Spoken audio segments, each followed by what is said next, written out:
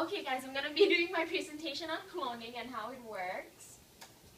What is cloning? Cloning is the process of recreating an embryo, genes, or organism that is an exact genetic copy of the parent gene or organism. So you can see in these pictures, these are some of the animals that have been cloned. So they have identical physical appearance as well as genetic information. The types of cloning, there are reproductive cloning, genetic cloning, and therapeutic cloning. Or you may also have heard it of stem cells. Reproductive cloning. There are two different methods. One is artificial embryo twinning, and the second one is somatic cell nuclear transfer. The first one, artificial embryo twinning, is the low-tech version of cloning, mimicking the natural process of identical twins. This is done by manually separating the embryo and then of the individual cells and then putting them in like a surrogate mother, and then the surrogate mother carry those cells to term. So like these 5 horses right here, that's how they were cloned. And the second method is the somatic cell nuclear transfer, also known as SCNT.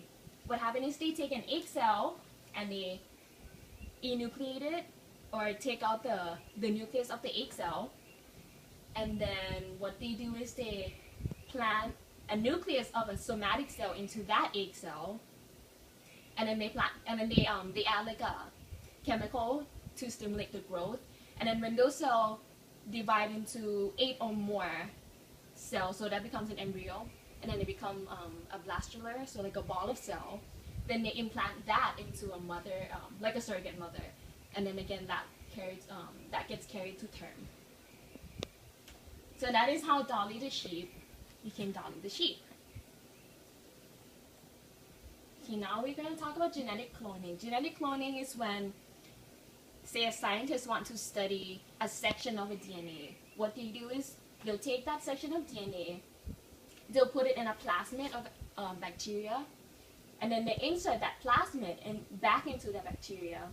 And what happens is bacteria will replicate that those segments over and over and over again. So that's beneficial for when they want to study just a certain segment of DNA, so they can study about like different diseases or different like Down syndrome, different chromosomal, I guess, defects. And then there's therapeutic cloning or stem cells.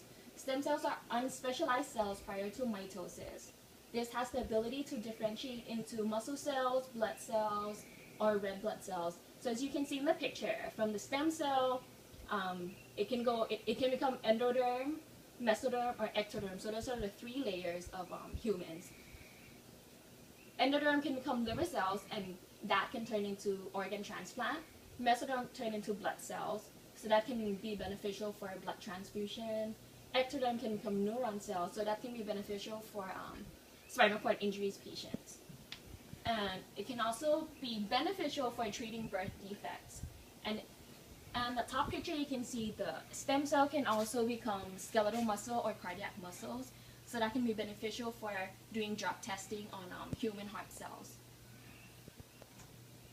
And that's the end of my presentation. Oh, nice. Yeah. I have a question. Go! Just kidding. No question? Nice.